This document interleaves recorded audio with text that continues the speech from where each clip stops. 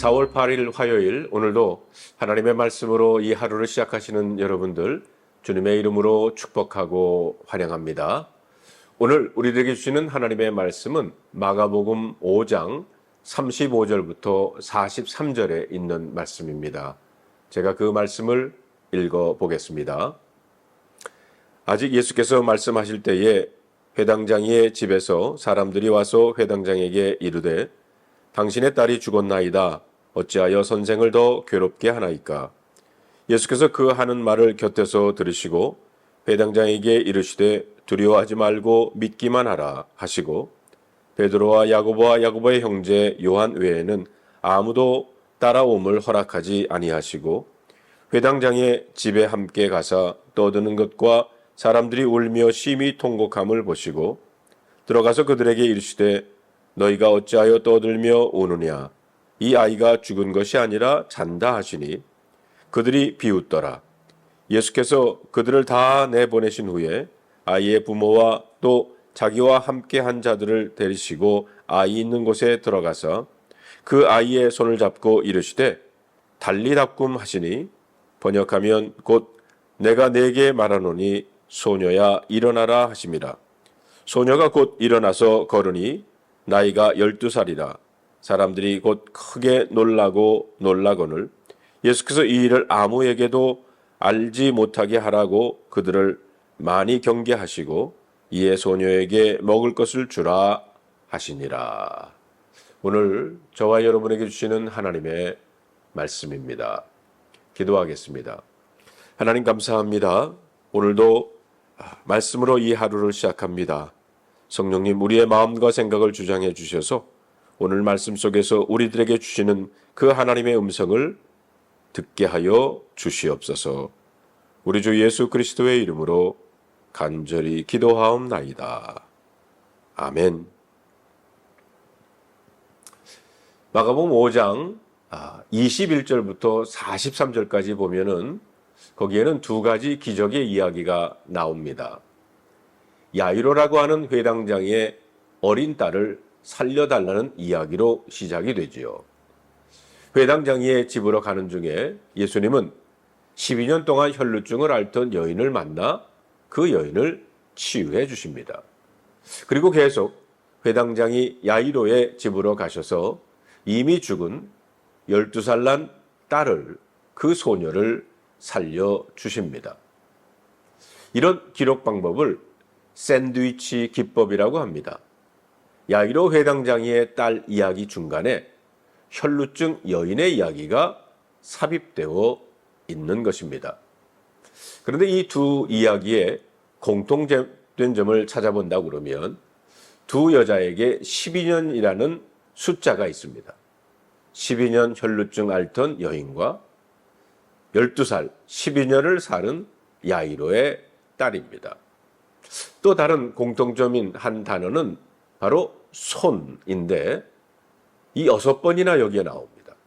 23절에 보면 그 위에 손을 얹으사, 27절에 보면 손을 대니, 28절에 보면 손을 대어도, 30절에 보면 손을 대었느냐, 31절에 보면 손을 대었느냐, 그리고 41절에 손을 잡고.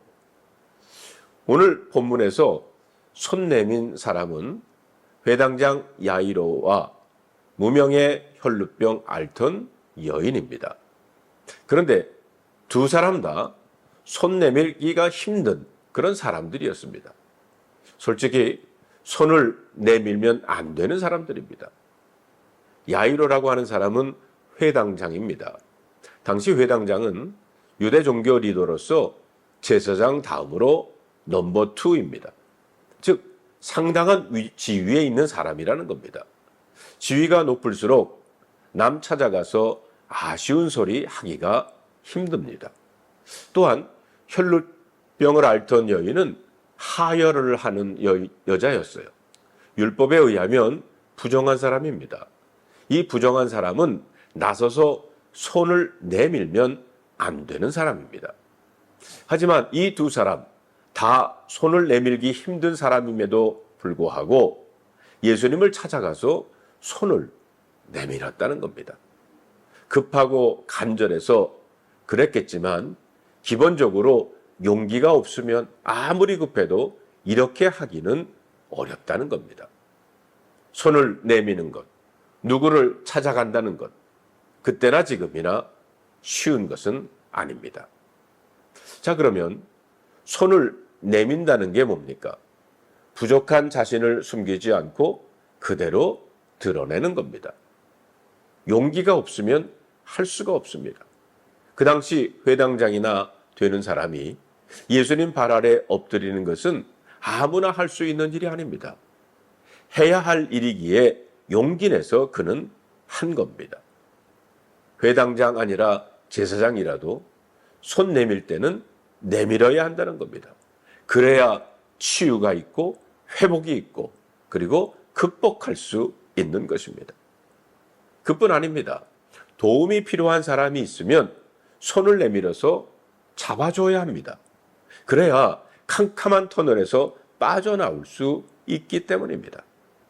그리스도인들은 손 내밀지 않으면 안 되는 사람입니다. 약할 때도 손 내밀고 강할 때도 누군가를 위해서 손 내밀고 사람에게도 손 내밀고 하나님을 향해서도 손 내밀고 그래야 손 잡아주는 이가 생기게 되는 것입니다. 그런데 누군가 손을 내밀 때 해서는 안 되는 일이 있어요. 그것이 바로 뿌리침입니다. 손을 내밀 때 뿌리치면 안 됩니다. 내민 손은 어쨌든 잡아주어야 한다는 겁니다. 앞에서도 말씀드렸지만 죽은 야이로의 딸과 혈루병 앓던 여인은 부정한 자들이기 때문에 손 내밀면 안 되는 사람들입니다. 설사 손 내밀었다 해도 잡으면 안 되는 사람입니다. 그런데 우리 주님은 거부하지 않고 그 손들을 잡아 주셨습니다. 지독기도 손을 타는 우리와 얼마나 다릅니까? 여러분, 우리는 어떻습니까?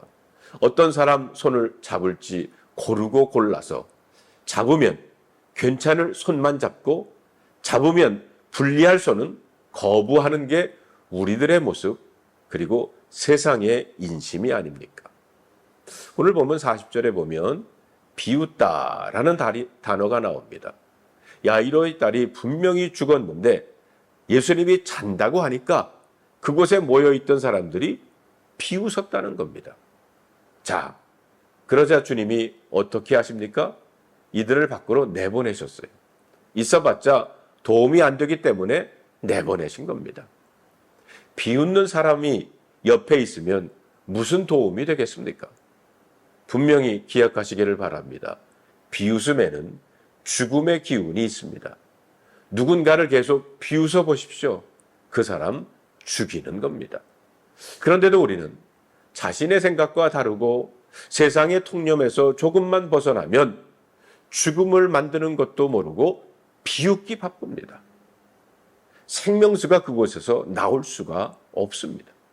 그래서 주님은 죽은 소녀를 일으켜 세우는 생명의 현장에 죽음의 기운을 가진 사람들이 아닌 생명의 소원으로 가득한 사람들, 그 사람들을 들어오라고 그랬어요. 어떤 사람들입니까? 부모, 그 소녀의 부모, 그리고 예수님의 가까운 제자들, 이 사람들만 데리고 들어가신 겁니다. 성도 여러분, 여러분도 생명을 살리고 사람을 세워주고 소망의 에너지를 공급하는 사람들이 되기를 바랍니다. 손 내밀고 손 잡아주는 것 정말 쉽지 않습니다. 하지만 잡으면, 오늘 말씀 보십시오. 잡으면 치유와 생명과 사랑과 회복이 반드시 일어나는 줄로 믿습니다. 굳어진 마음을 풀고 우리는 손을 잡아야 합니다. 우리가 얼마나 굳어져 있습니까? 얼마나 손 잡지 못하고 살고 있습니까? 이제 좀 벗어나서 손 잡고 함께 가야 합니다. 그래야 우리 모두가 일어설 수 있기 때문입니다. 달리다 꿈, 소녀야 일어나라. 성도 여러분, 우리도 일어나야 합니다. 오늘 본문에 보면 손 내밀고 손 잡기 위한 조건이 하나가 있습니다. 바로 믿음입니다. 사람에 대한 믿음, 하나님에 대한 믿음이 있을 때 천상천하 유아독존이 아닌 더불어 사는 동행의 삶이 가능해진다는 겁니다. 오늘도 그 믿음을 가지고 이 하루를 시작하는 여러분들이 되시기를 주님의 이름으로 축원합니다. 여러분, 주님의 이름으로 일어나시기를 바랍니다. 기도하겠습니다. 하나님 감사합니다. 오늘 이 귀한 말씀을 통해서 우리들에게 주님은 말씀하십니다. 내 손을 잡고 일어나라. 이제 주님 손 잡고 주님의 말씀을 통해서 주시는 그 주님의 손 잡고 일어나는 우리들 되게 하여 주시옵소서. 이제 오늘 우리들을 향해서 손을 내미는 사람들이 있을 겁니다. 아버지 하나님, 그들의 손, 주님이 나의 손을 붙잡아 주셨듯이 우리도 그들의 손을 붙잡아 주는 하나님의 백성들 되게 하여 주시옵소서. 우리 주 예수 그리스도의 이름으로 간절히 기도하옵나이다. 아멘.